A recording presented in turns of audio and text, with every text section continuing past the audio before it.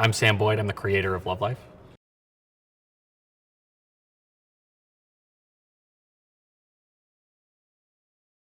The show really is just about the journey from kind of the first big person that you meet and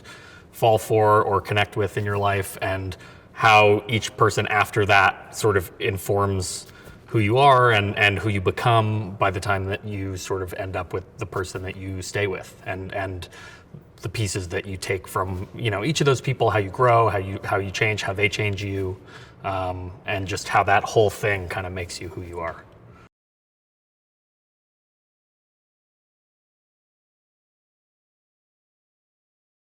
You know, the pilot opens with these statistics, and really that was just important for us to be able to kind of frame this story and to immediately establish for the audience the way that this thing was going to be structured, and that we were going to be jumping through time and jumping through people's lives and seeing again just how this journey kind of informs everything. And, you know, and just knowing how common all this is and how universal this is, and that really it's this sort of, you know, this scientific language that we're using, but it's really just to look at kind of the most human thing there is.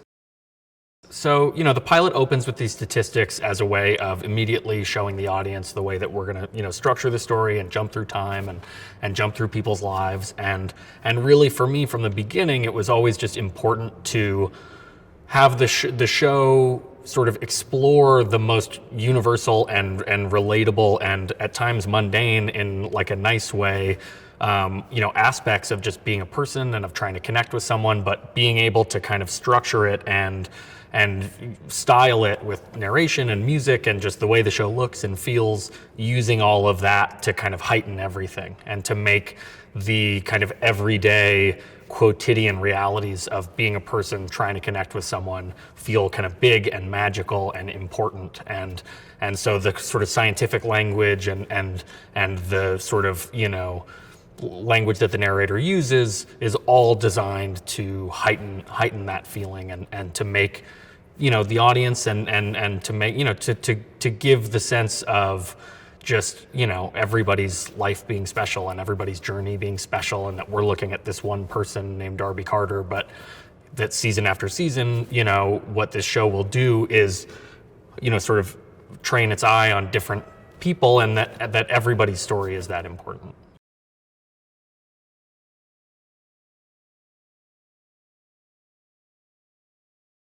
The style of the show is, you know,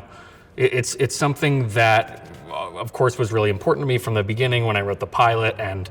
you know, I like to think of it as almost like,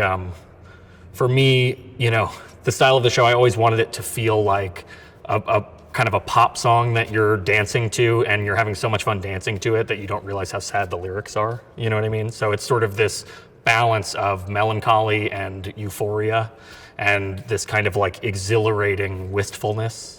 and just wanting it to feel commercial and big and fun, but always wanting it to feel, you know, relatable and real, and for the audience to be able to see themselves in it, and for there to be aspirational aspects, and to kind of merge all of that together, you know, and having that be something that feels kind of, again, big and magical and kind of cosmic, but also, you know, young and modern and just, you know, exuberant.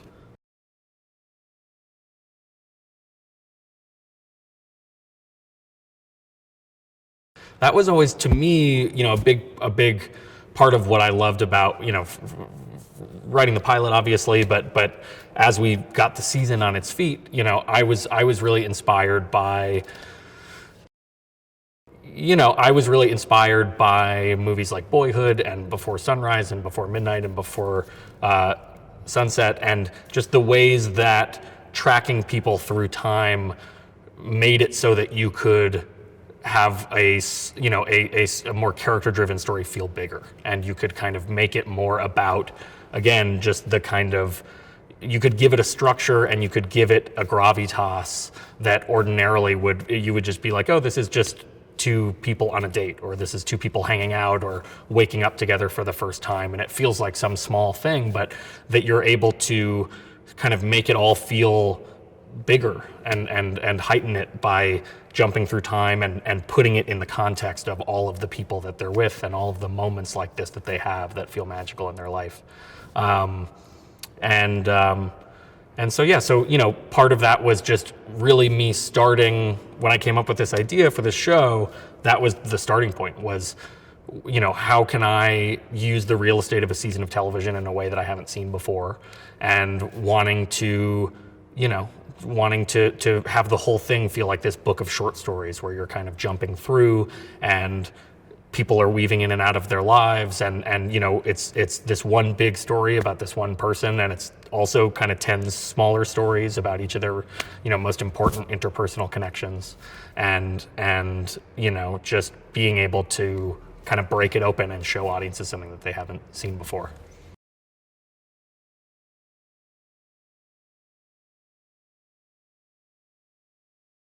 You know, Darby, you know, we meet our main character Darby in you know, the pilot, and she is someone who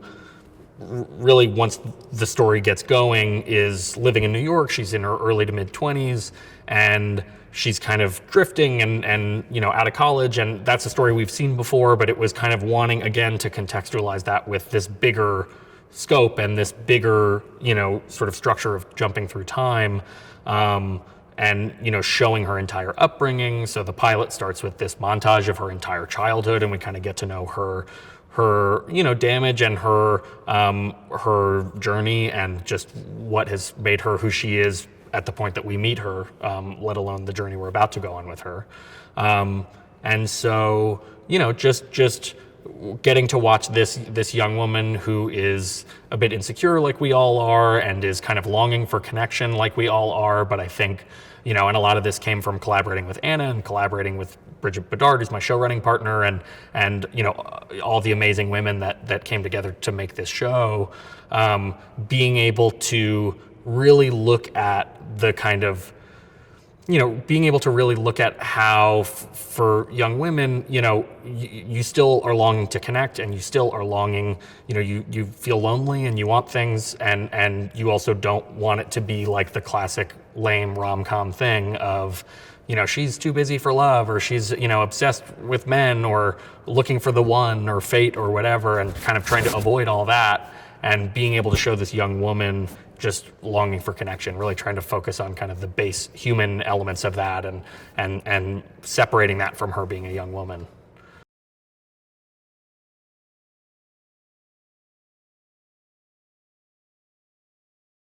The genesis of Darby as a character, it really just began with,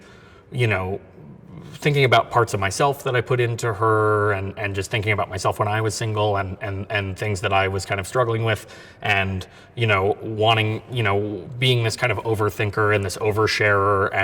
and this person who kind of just is like, you know, wide-eyed and earnest, but maybe like gets in their own way a little bit some of the time, and, you know, uses humor as a defense mechanism and stuff like that. And so really it became about trying to, you know, just trying to build this person that we would want to go on this journey with. But, you know, once you get it on its feet and you start working with a writer's room, and you start working with someone, especially someone as amazing as Anna, who is, you know, just so talented in and of herself, but also really connected to this character and brought so much of herself to it, it just makes it so much better than you ever could have imagined. And that's really, you know, I just feel so lucky to have gotten to crack it open with them. So I think once we got it going, and, you know, we started working with Anna, and seeing what she was like as a person, and noticing things about her, and you know, and just really falling in love with her, getting to know her, and getting close with her, and being able to kind of tailor it in both directions, so that she's, you know, kicking everything up a notch with her performance, but we're also able to kind of write to the things that we're learning. And, you know, and by the same token, working with Bridget, and being able to, you know, stop back and say, okay, you know, we wrote this pilot, and you know, people really like it, and are excited, but now we have to make a show. We have to make a real show, and we have to really stick this landing, and really, you know, it's not about the potential of it anymore. It's going to be a thing. So let's figure it out. And that really became about, you know,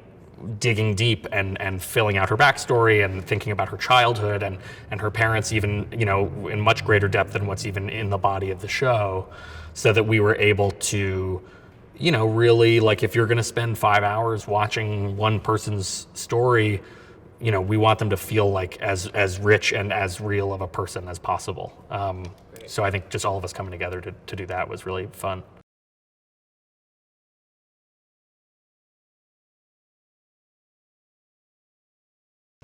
Darby's arc definitely was constantly evolving as we wrote it and as we shot things, because especially the way that I like to make things and run a set, it's always about listening to what's happening and bringing new stuff in and having it be as collaborative as possible, so that everyone from Anna, who's playing Darby, to everyone on the crew and everyone in the writer's room and everyone at the network and the studio, that we're all making this show together, putting our heads together, that it's something where we're able to make it as good as it can be, and it's never about anyone's ego or anything like that. So for me, it really became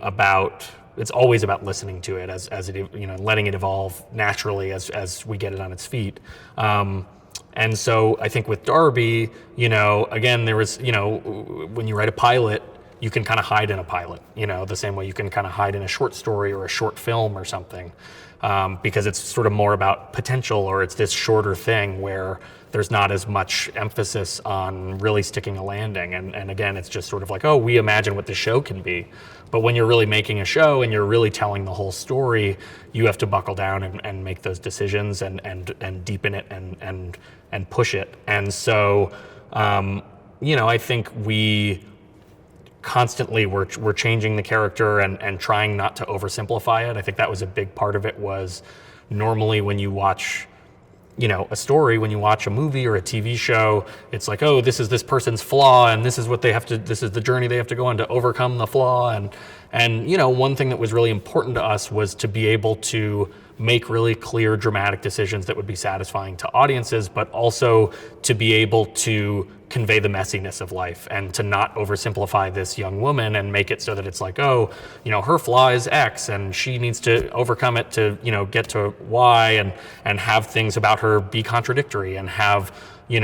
especially using the passage of time to show different versions of her. Because I think also when there have been other shows about being in your 20s and trying to find love, and you're following those people kind of more in real time, so that, you're not able to play around with those versions. But when I look back at pictures of myself when I was 23 or 25 or 27, and I'm like, why was I wearing that shirt? Oh my God, I remember going to that party and I just did that dumb thing, or whatever. You're able to kind of look at the different stages people go through. And I think we had a lot of fun doing that with Darby, being able to kind of, just being able to deepen her and let her, just trying to make her as multifaceted and complex as possible.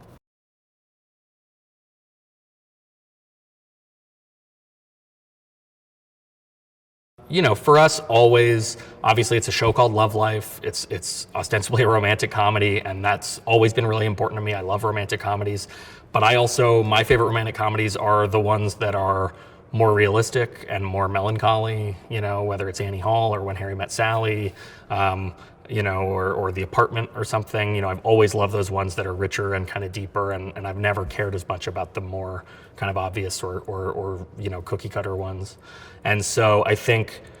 from the beginning,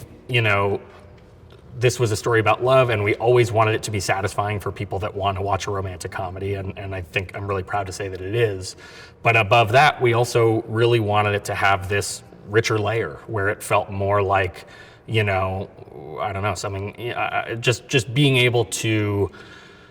examine all the aspects of life and of being a person, and of how, romance informs us, but also how non-romantic relationships inform us. And the key being that the idea of the show is it's,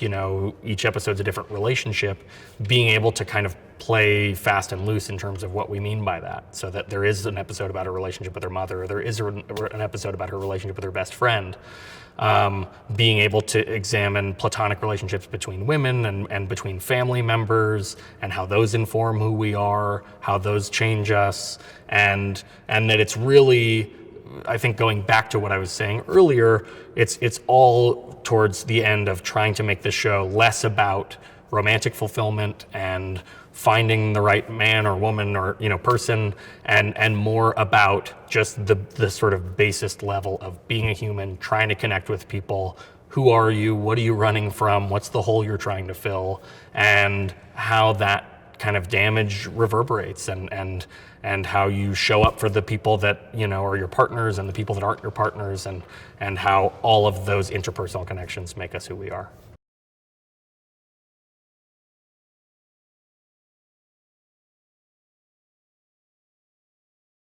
You know, I think it was really important for us from the beginning, as we're following Darby on this journey through each of her relationships, to anchor her with a group of friends that really felt real and that she could kind of plug back into, you know, throughout each episode and before and after. Because if we don't have that anchor, then we're just watching this person and seeing who they present, you know, who they present to the people that they're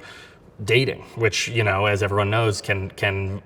not always necessarily be who you really are. And so we always wanted this group of friends so that we could show who Darby really was and have her say the things she's really thinking or really feeling that she isn't able to say to the person that she's dating, that we're seeing her with in these other scenes. And on top of that, you know, wanting it to be a character study about Darby in the case of season 1, but also,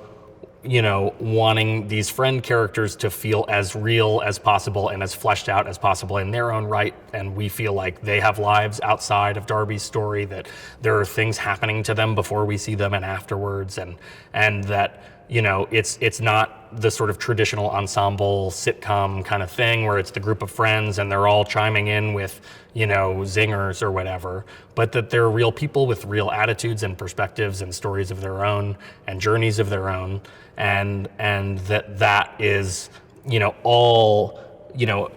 obviously it makes it funnier and makes it richer, but it's all towards the end of wanting this to feel like a thing that's really happening in the world instead of a TV show. And I think on an individual basis, we got just so lucky. You know, we got so lucky with the cast that we put together that we were able to you know, build around Anna. You know, Zoë Chao, who plays Sara, just, you know, knocked us all out. And I remember when she came and auditioned for the show, and it was just like there was a vacuum in the room, and it changed. And you were just like, obviously that's the person. I hope she wants to do it, you know, even though she just came and auditioned. And she just, in everything that we did with her, was so funny and so real and so willing to explore her character and herself and to try things she had never tried before as a performer, that I know she was, you know, maybe nervous about in her own head, but just always crushed and always nailed. And, you know, also just her, I think Zoë Chao's chemistry with Anna really blew us away as well. And we started kind of writing to that and running with it because it just felt like the truest part of the show. And ultimately you watch these episodes and there's obviously these bigger relationships and there's Darby as an individual, but the Darby-Sara friendship ends up being the kind of beating heart of the whole thing. And it's this kind of, you know, this line that ties everything together in a way that really surprised us and that I never anticipated. And then we have Sasha Compère, who plays Mallory, who was amazing and so fun and funny and just game. And I think, you know, again, part of that was just wanting to surround Darby with these people that felt real and that felt like they had their own lives, but that could also be there for us as writers and as creators of this show to illuminate aspects of Darby's story and to, you know, to make us laugh and to make us feel things.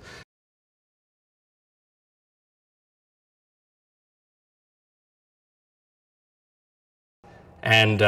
you know, the same thing goes for Peter Vack, who played Jim, who was so funny and just felt like a person, felt like a real person, and brought himself to this character. And I think the same way we were blown away by Zoe's chemistry with Anna, Peter and Zoe really clicked as this couple, Jim and Sara, that they play. And they feel like those couples that you know in your 20s who are kind of, they're not Jim and Sara, they're Jim and Sara, and they're this kind of unit. And the way that kind of, you know, defines this social group until it doesn't, and the way that we're able to look at what it's really like to be in that relationship, and then to have it maybe not go the way that everyone thinks that it's going to go, to be able to throw people for a loop with that was really fun. And you know, and again, it's it's always complicated because I think with something like this, it's a half-hour show and we're telling these stories about Darby and each of her relationships, and there's not a lot of real estate for that. So we are, in a half an hour, trying to introduce, develop, sustain, and resolve an entire new relationship with a person that we've never met, and all the setup that requires and the breathing room that requires to make that feel real while you're trying to make it feel entertaining. And at the same time, you're trying to kind of service, you know, the web of people around your main character. So it was all about finding that balance of kind of leaning into things in small ways here and there, but again, you know, it's that kind of tricky thing of, without having a lot of real estate to give to the supporting characters, making sure that we cast it in this way that we did, where we got really lucky, so that in the small pieces of real estate that we are able to give to these other characters, we know who they are, and they make us feel things, and we connect to them, and they don't just feel like they're popping in to say their joke and popping out again.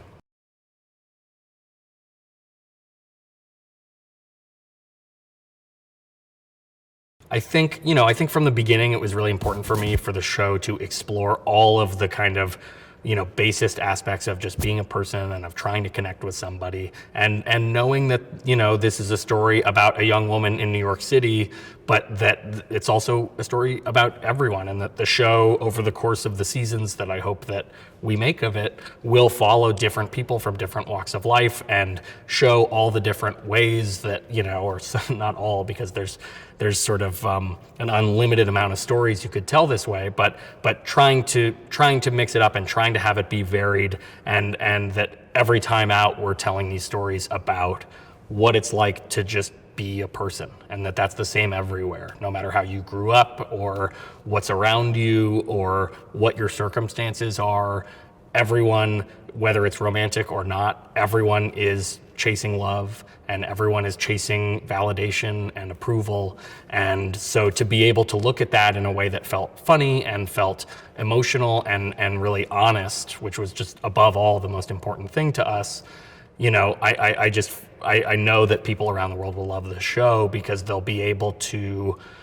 you know, we made it as specific as possible because we're telling a specific story, and I think that's always authentic and specific detail is what makes me love things. But that really underneath that, it's about everybody, and it's just about, you know, those sort of smallest feelings that we all have and that we all chase.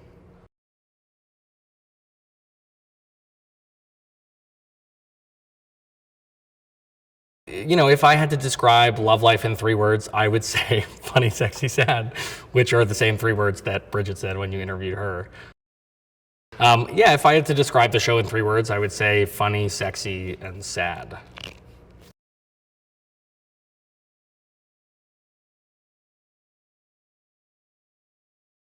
You know, every day that you go on a film set, you're hoping you get lucky enough to be surprised. And we got so lucky making this show, so that every day there was something that surprised us, if not many things. And when you are off in a room with other writers and you're writing these things and you're hoping that they are, you know, interpreted and performed in a way that makes sense, you know, you just